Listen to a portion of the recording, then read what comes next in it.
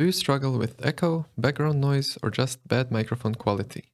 I did too, until I upgraded my setup. In this video, I'll walk you through exactly what I changed, why I did it, and let you hear the raw, unedited results. If you're researching ways to improve your sound, this should help you decide what to upgrade in your own setup.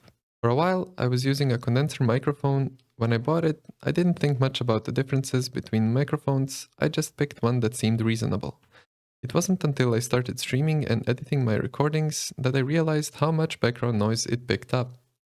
Every little sound, keyboard clicks, my PC fans, even distant noises ended up in my recordings, and I had to spend extra time editing them out. On top of that, the boom arm I was using was too short and awkward to position properly, so I reached out to some audio professionals and started researching how to fix my setup. The first and easiest change was upgrading my microphone. After watching tons of comparison videos, I realized that a dynamic microphone would naturally reject background noise, making my life much easier. I decided to go with the Elgato Wave DX, which I got in a Black Friday bundle along with the low-profile boom arm for about 180 euros. Right away, the Wave DX and low-profile boom arm felt like a big upgrade. The boom arm is where I noticed the biggest improvement in usability. Unlike my old arm, which was stiff and difficult to position, this one is fully adjustable.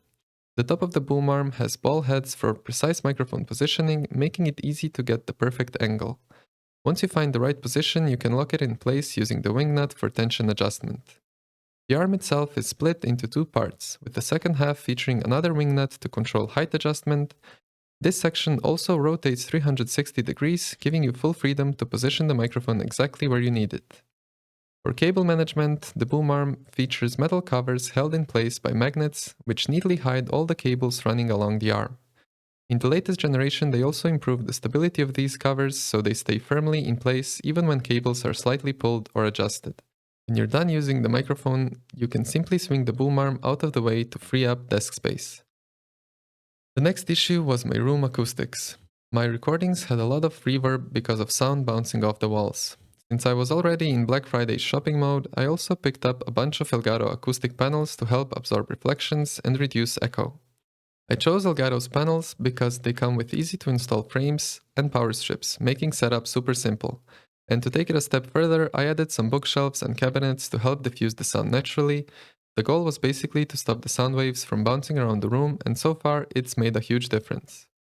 Before we go any further, I just want to say a note on the Elgato products. I know at this point it sounds like I bought everything from Elgato and that the video is sponsored, but it really isn't. It just happened naturally that way, and in my opinion you can get similar results with any good dynamic microphone and acoustic panel combination. So definitely look around and see what best suits your needs.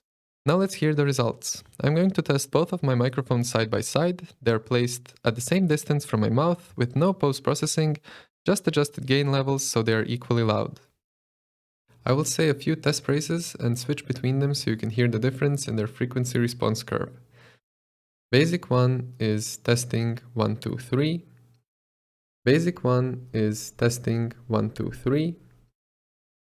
Second one is she sells seashells by the seashore. Second one is she sells seashells by the seashore. And then the plosives test would be Peter Piper picked a peck of pickled peppers. And then the plosives test would be Peter Piper picked a peck of pickled peppers. For the background test, I will show you how it sounds when I'm slightly tapping the desk.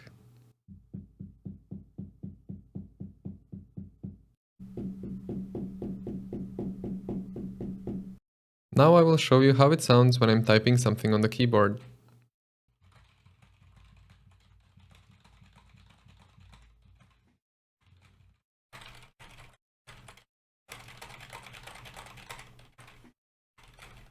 Here's the sound when I lightly tap the boom arm of the Elgato Wave DX.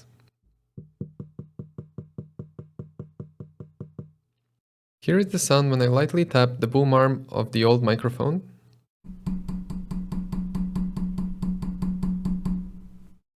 Here is the sound of each microphone being handled directly, starting with my old microphone.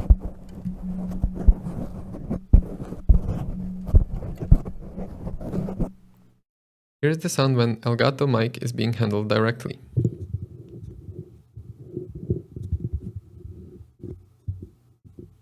So, to conclude, if you're struggling with some background noise, echo, or bad microphone positioning, a simple mic upgrade and some acoustic treatment can make a world of difference. I'm really happy with the choices I've made so far, and I hope this video helps you decide what's best for your setup, or at least gives you some sense of direction what to explore. If you have your own audio tips, drop them in the comments. I'd love to hear them as I'm still learning myself. Thank you for watching, and I'll see you in the next one.